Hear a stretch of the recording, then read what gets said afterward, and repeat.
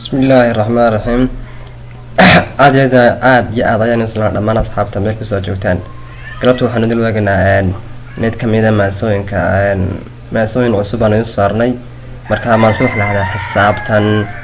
maansadan waa xisaabtan, waxay ka hadlaysaa un waxa weeyaan qofku bini-aadanka inuu xisaabtamo oo uu wax meel dhigto, yacni wax go-aansado, wax qorshaysto, wax meel dhigto, wax kala nidaamsado.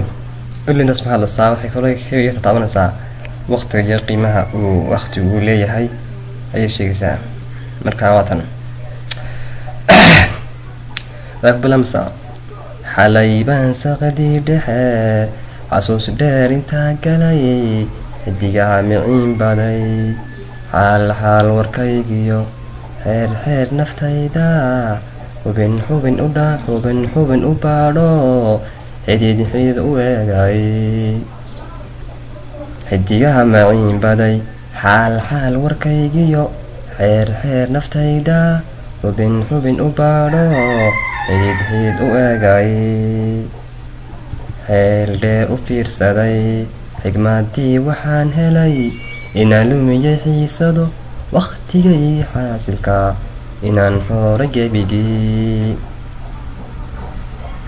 waqtigaygii xaasilka inaa xooro gebigii, xaqiisii inaa siin xaqiiqdii waxaan arkay, dadka ila xilkaaye xero geliya maalmaha, xejiyay dhibaatada, soo waa xerbeegtii xakameeyay hiladoo, xukunkooda waayaha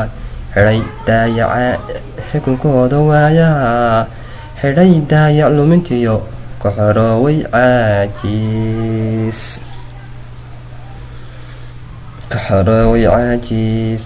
xorintaydu waxay tahay carafkayga maansado, xilliguguu bedelmayaa, noloshu way isxigtaa, xayaad male adduunye inta aad xanuunsane, xaalkaagu uu noqon xumaadaysanihi, halka gaadh ayaa mahaa. xorintaydu waxay tahay xarafkayga maansadu, xilliga wuu bedelmayaa, noloshu way isegtaa, xayaad male adduunye inta aad xanuunsane, xaalkaaga uu noqon xumaadaysanihi, halka gaadh ayaa mahaa. inta aadan xoodmine xiramuhu caddaaniyo ay ahaan xaruuri, lagu xanaanen xabsi guriga dhaafeen, halka gaadh ayaa mahaa.